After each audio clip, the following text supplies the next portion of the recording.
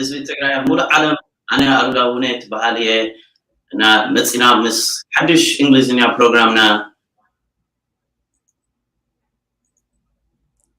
ሎማዓንቲ ምሳና ደቂ ኣሜሪካ እዮም ካብ ተጋሩ ፕሮፌሽናልስ ኔትወርክ ትበሃል እዩ እና ሕጂ ኣብ እንግሊዝኛ ትቅፅል ኢና Hi everybody, how you guys doing?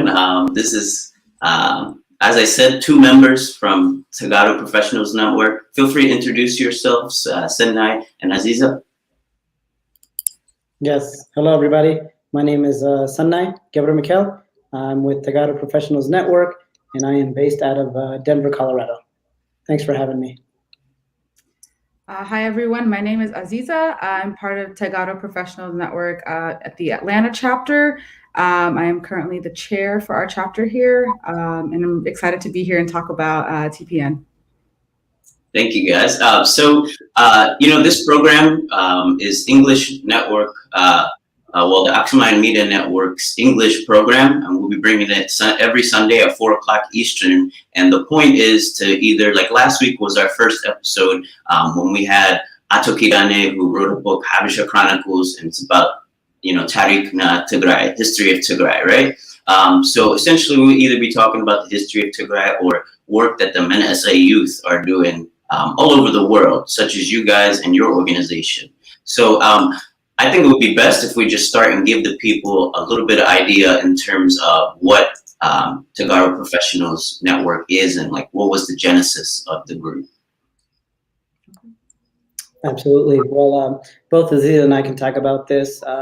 Tegaru Professionals Network emerged from the Tigray Communities North America Forum, led by the chairman, Ate Mulugeta Gabru of Atlanta.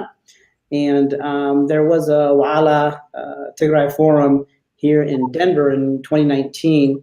And leading up to that event, there was a lot of my fellow colleagues who were helping to volunteer on a local and national level. And at the time, they currently referred to us as the Young Intellectuals. And from there, the TPN was born. And essentially, we're just a network of leaders, educators, professionals trying to make a bigger impact on our communities. And for me, as a diaspora born and raised in the States, it gives me an opportunity to connect more with our culture, our history, our language, and also how to navigate the terrain here in North America. It's been a pleasure serving on the national board for a couple of years now. It's been very exciting, and our network has grown over the past couple of years. We have created more chapters. We started off with Atlanta. We started building in Denver, as well as Dallas and DMV. And hopefully we can work with you, Alula, in the Philly network. And I'll kick it to Aziza if I missed anything. I thought that was a really great description of what we're doing and the purpose of TPN. I can speak more from the Atlanta chapter.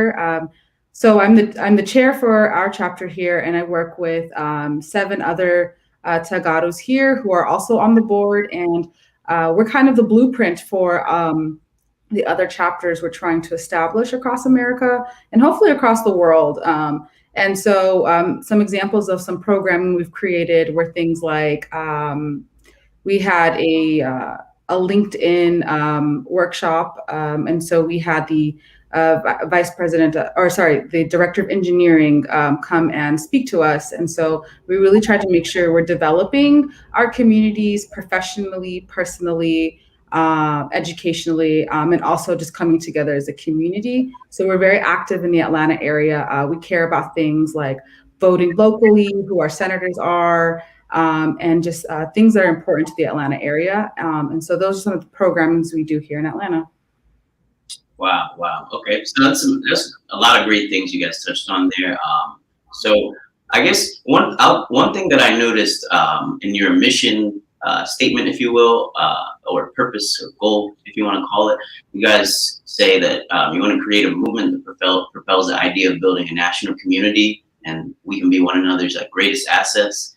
And then also you say something that Senai just touched on in terms of that you believe equipping us with a deeper understanding of our history, our culture, ancestral language, is a foundation that's needed in order to contribute to our communities. And I think that's huge because that's exactly what we were touching on last week. As I said, when I talked to Ato Kirana, we had our discussion, and a lot of the things we were talking about and the people of the history of Tigray was, it always came back to we can learn from our ancestors in terms of maybe the good or the bad, whatever it is, but like understanding where you come from essentially kind of allows you to build in the direction that you're trying to go, especially the things that you guys are touching on. And you're saying that you have branches. Could you guys I don't know, did you say all of the branches you had? You have so far, you said there was about, 4 cities? Correct me if I'm wrong, sorry. Yeah, we have Atlanta. That was Denver and Atlanta were the first 2 cities that we launched in. We just launched Dallas a couple of weeks ago. Correct me if I'm wrong, Sadnai. DMV's in the works. And we also are getting interest from folks in Seattle, the Bay Area, Boston, and Columbus, I believe. Okay. Yeah, that's absolutely right. It's growing. It's growing. It's exciting because essentially there's a huge need for people like us who are diasporas living abroad who, as you guys know, we're dealing with a crisis, and a lot of our own individuals are dealing with an identity crisis as well.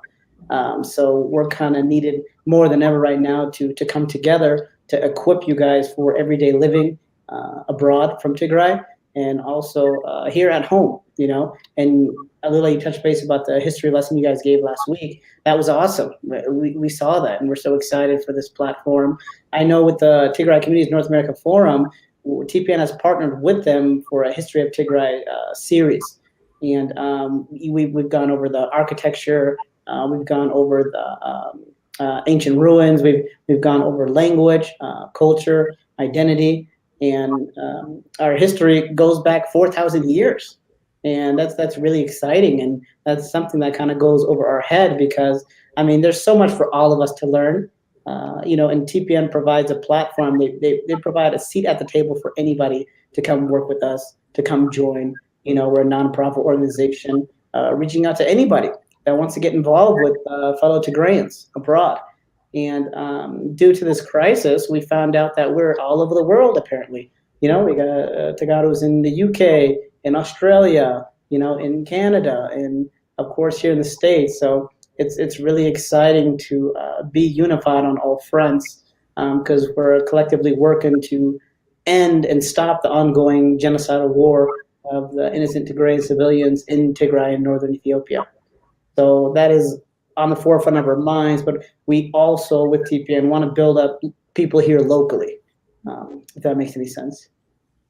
That makes complete sense. I was curious to get you guys' perspective on the specific aspect of, you guys sounds like are expanding quickly and are in various cities all over the United States so far, and potentially beyond as you continue to grow.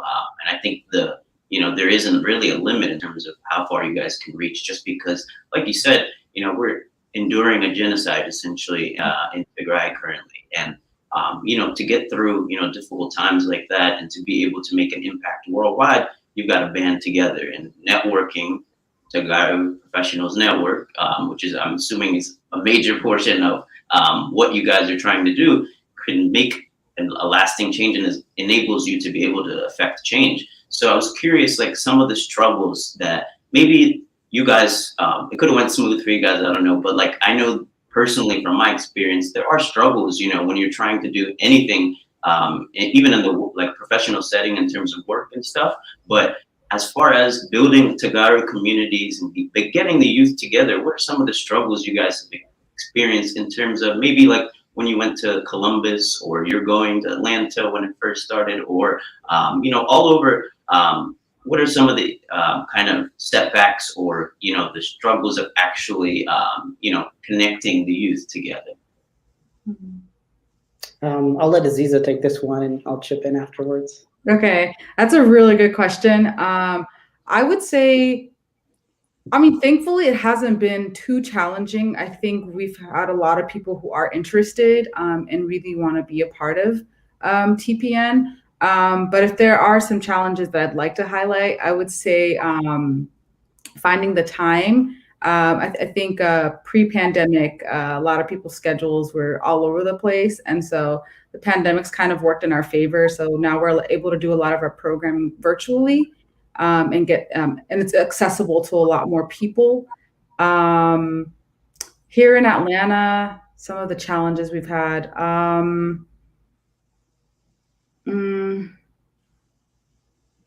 don't know. I want to say it's just been time, to be honest, just in making time for these programming, because we do a lot.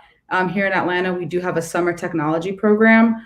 So, getting parents to drop off their kids at the Tegaru Community Center. This was pre-pandemic, getting the funding and, getting laptops to our kids, things like that. But I feel like those are just normal challenges that come with any programming when you're developing it in the beginning.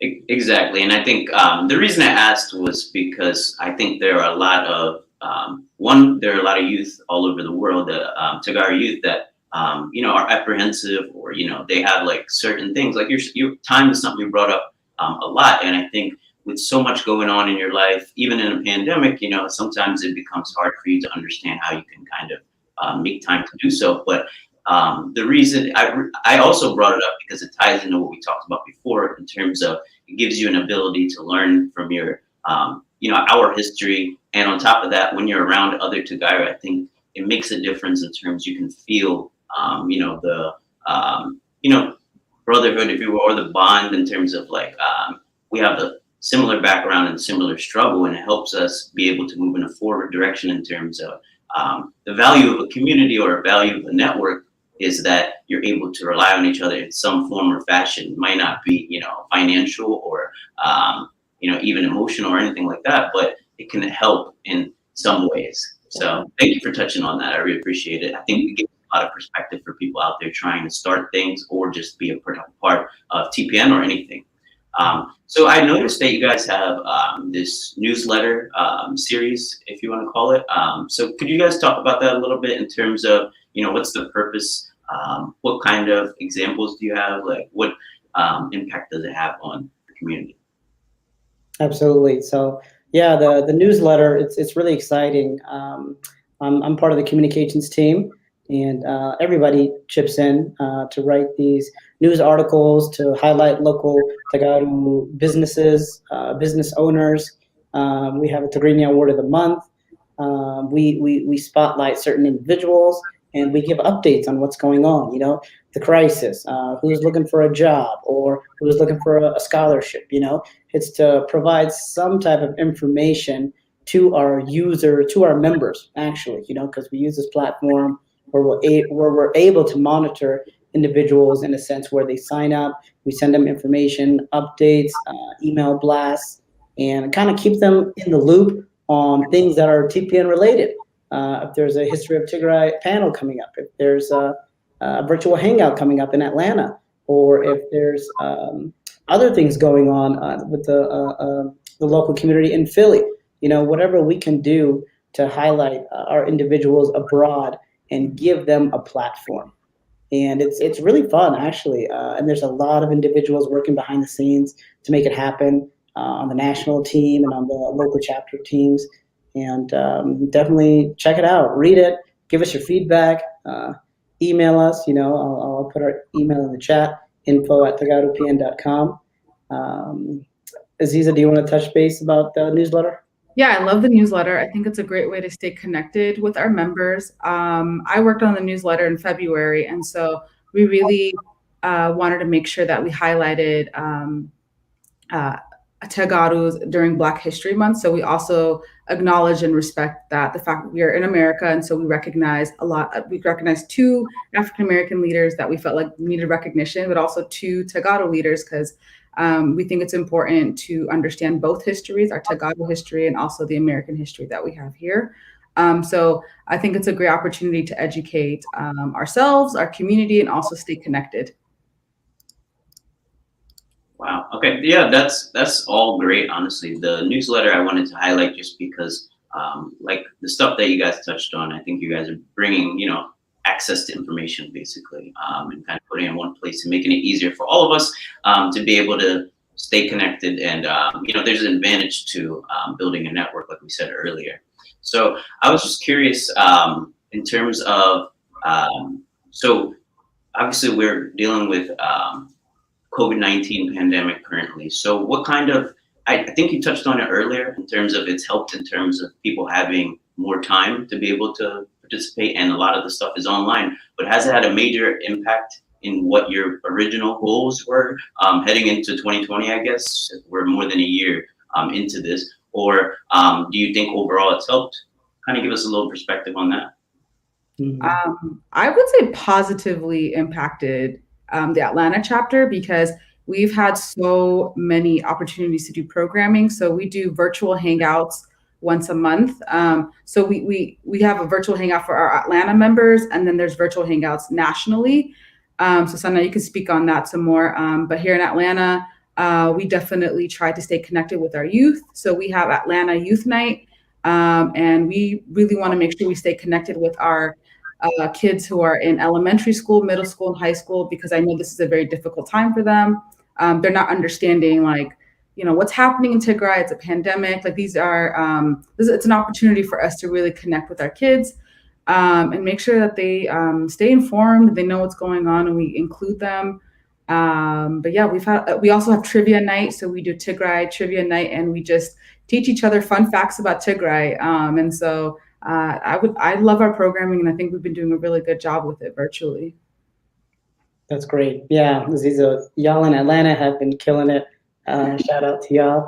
But back to your questions, Alila, it definitely has impacted all of us. COVID-19, it's a big deal. It's nothing to joke about. We got to continue to be socially safe and distant, and wear a mask and wash our hands all the time. When the pandemic happened, it impacted us drastically at TPN, just because we were planning for the Mission Tigray trip to go back home towards the end of December. And, we got held up due to the pandemic, and then due to the ongoing conflict.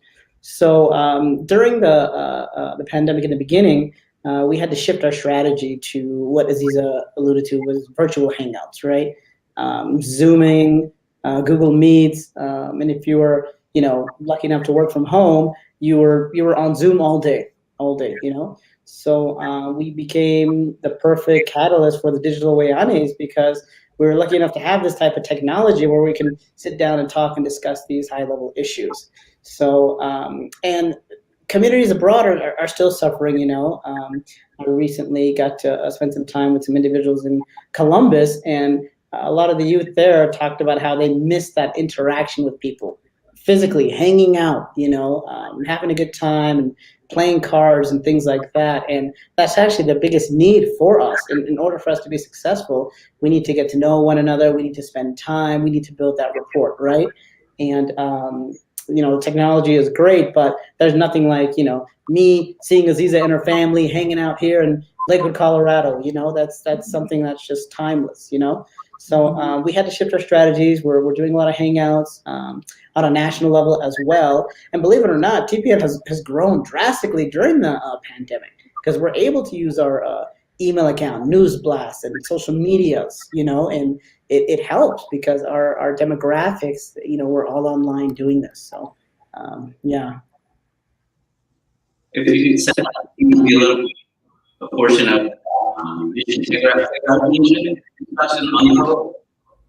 Yeah, so originally the History of Tigray series, which started off with the language series, the history series, the conflict series, that was actually leading up for us to go back home. That actually was the original plan, and things changed. So basically, we were going to invest our time and our energy to go to Tigray. We built up partnerships with the Ma'ala University. Here in Denver, we have the Aksum Sister Cities. So we have relationships with individuals there on a professional level where they were willing to host us, show us around, take us on some hikes and tours. And we were also planning a panel discussion at the Ma'ala University to hear about the everyday life for these students, for these professors, for this staff, to get to know them first, and they can ask us the same questions in return. So it's been something we've been planning in advance with the identity team, and it's only a matter of time before we get back there. Our strategy is going to shift as well, because we need to focus on rebuilding There's a lot of damages happening to the people of Tigray, which is just absolutely horrific. It's horrible. The reports that are coming out, the stories that we're seeing, the news that we're hearing, and certain individuals who are just not standing up for what's right. It's terrible. So I will do my best on a personal level to help rebuild, and I'll also do my best as well to work with you guys and TPN and anybody else that wants to help our people succeed. Wow, that sounds like an amazing trip. And I'm sorry to hear that it didn't get. Obviously no one could expect what would happen in the past year or so, but definitely sounds like something worthwhile for a lot of the youth who can be involved with that. So that kind of leads me into the next topic in terms of what's going on in Tigray currently. I'm sure you guys have various levels of information in terms of how informed you are, what's going on currently, but for the youth that are listening, maybe not necessarily for the IBT people who are already listening, daily and tuned in, but could you give them a little idea in terms of, what the people of Tigray are facing currently, or just your personal perspective on it? Aziza, you want to go ahead? Wow, it's hard for me to talk about it without getting emotional. Yeah. But if I'm speaking to the youth, I think right now our people are going through a very difficult time. Right now, it's very tough. It's very tough what we're going through, being targeted for our ethnic background, and a lot of the atrocities that are happening in Tigray are very heartbreaking. And I guess the one take-home message I have is at Jahom, it's going to be okay. We're going to get through this, and that there is hope and light at the end of the tunnel. Amen. That's good. My message to the youth and the diaspora abroad is, continue to stick together. Don't buy into hate. Love one another. We need to build ourselves up first, in order to move forward. And it hurts, like Aziza said, because her and myself are similar. We grew up in an environment where we thought everything was okay. Meaning, oh yeah, we're Ethiopian, we're Habesha, peace, love, God, all that. But unfortunately, personally speaking, I had certain individuals who kind of pointed at me and told me that I was different, that I wasn't like them, or being ridiculed for not speaking Amharinya, or, for being Tegaru, for being Tigrayan, relating me to a political entity, relating me to monetary funds that were stolen, and this was at a time where I didn't understand what in the world they were talking about. So it turned out to be a blessing in disguise, because that made me look back on who I am and talk to my parents more, like asking my mom and dad, like, why are these people saying these certain individuals? And you can see that they already had some history, some baggage, because there's a reason why I'm a diaspora abroad. There's a reason why my family had to fled Ethiopia back in the late 70s, and it's just history repeating itself. And it's so sad to see this.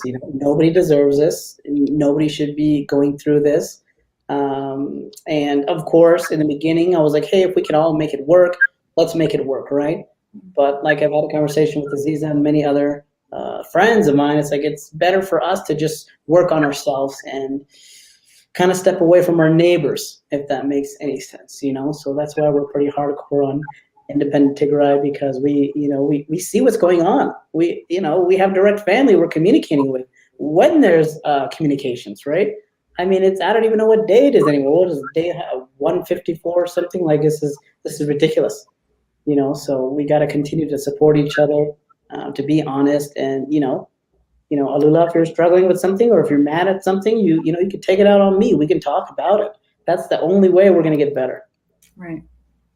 Exactly, and that touches on the fact of what we said earlier, the importance of having this community or network, if you want to call it, in terms of being able to rely on each other, being able to support each other. Because at the end of the day, you both touched on it in terms of how difficult it is to talk about it and to endure what, like you said, we're well over, 5 months now. So the first thing is we have to take care of ourselves. And so mental health, emotionally, you have to be able to withstand the onslaught currently. And we're not going to be able to do anything for Tigray tomorrow if we suffer ourselves currently.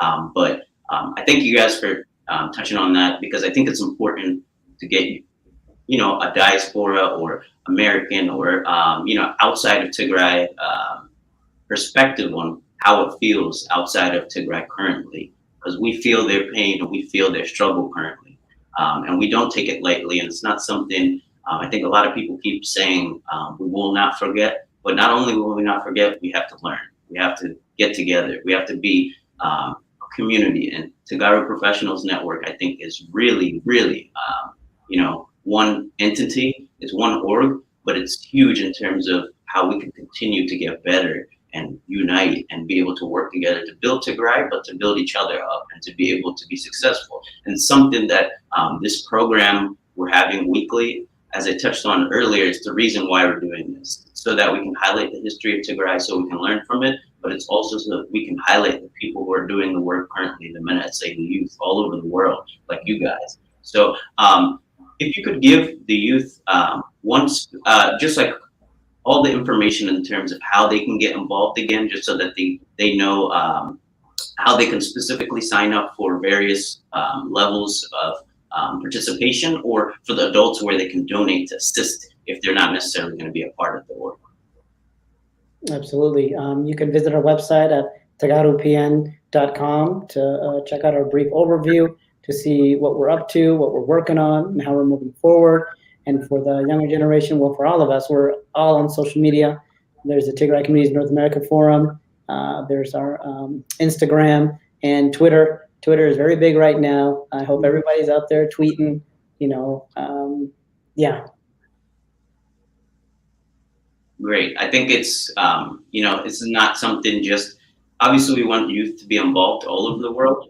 It's huge if we have participation, but it's also huge to have the support of the adults of the Abeti, because at the end of the day, we're all Tegaru, we're all trying to build, and learning from your history is great, but you want to have the people who come before you also have your back and prop you up if they, in their individual ways, not just monetarily, it can be just intellectual, currency, if you will. So thanks for sharing that to the youth. Do you have anything else that you'd like to tell the youth now? Because I know we sent out a few messages in terms of what's going on in Tigray right now, what your org is, but you have something else to kind of leave them with before we wrap it up?